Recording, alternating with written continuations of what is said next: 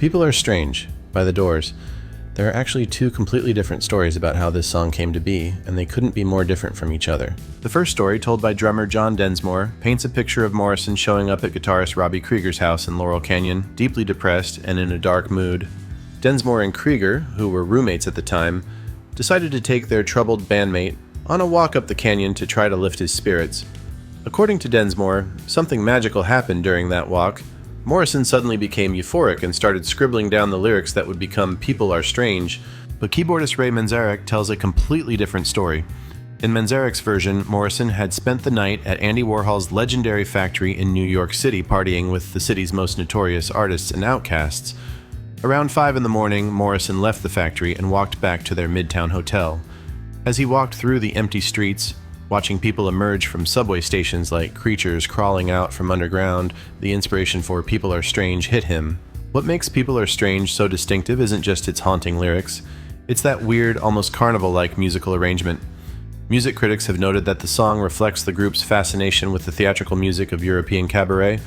This wasn't your typical 3-chord rock progression. The Doors were channeling the dark, theatrical world of Weimar-era German cabaret. This cabaret influence gives the song an unsettling, almost sinister quality that perfectly matches Morrison's lyrics about alienation and being an outsider. It's like listening to a soundtrack from A Twisted Carnival, which is exactly what Morrison was going for. When it came time to record People Are Strange for their second album, Strange Days, something remarkable happened in the studio. The Doors had upgraded to cutting-edge 8-track recording equipment at Sunset Sound Recorders, and they were experimenting with techniques that were revolutionary for 1967. This was when Robbie Krieger's guitar solo on People Are Strange was recorded in just one take. No overdubs, no multiple attempts, just pure, spontaneous creativity captured forever. That's the kind of lightning-in-a-bottle moment that you can't manufacture. The song became The Doors' third top 40 hit, peaking at number 12 on the Billboard Hot 100. It appeared on their Strange Days album, which hit number 3 on the charts and eventually went platinum. But the real cultural impact came decades later. That's when it got a major second life in 1987, when Echo and the Bunnymen covered it for The Lost Boys soundtrack. Their darker, more sinister version introduced the song to a whole new generation of fans and cemented its place in pop culture.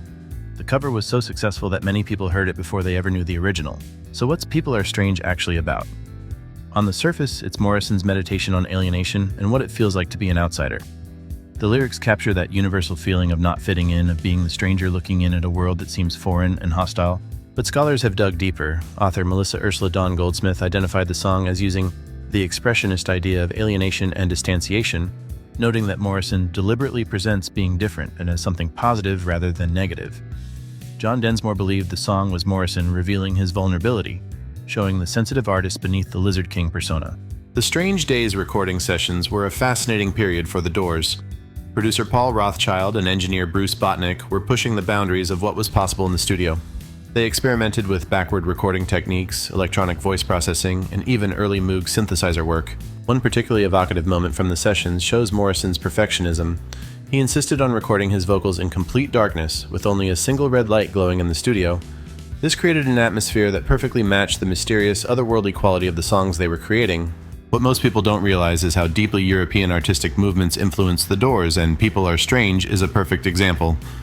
The song's cabaret waltz structure wasn't accidental. It was The Doors' way of bringing the dark political satire of Weimar-era German cabaret into American rock music. This European influence set The Doors apart from their contemporaries, who were mostly drawing from blues and folk traditions. Morrison and the band were looking across the Atlantic for inspiration, creating something that was uniquely American but with deep European artistic roots. Today, People Are Strange remains one of The Doors' most beloved and frequently covered songs. It's been tackled by everyone from goth bands to hip-hop artists, proving its enduring relevance. The song continues to resonate with anyone who's ever felt like an outsider, which, let's face it, is pretty much everyone at some point. People Are Strange captures something essential about the human experience. That feeling of being different, of not quite fitting in, and somehow finding beauty in that strangeness. And maybe that's the real magic of the song. In a world that often feels hostile to outsiders, Morrison created an anthem that says it's okay to be strange.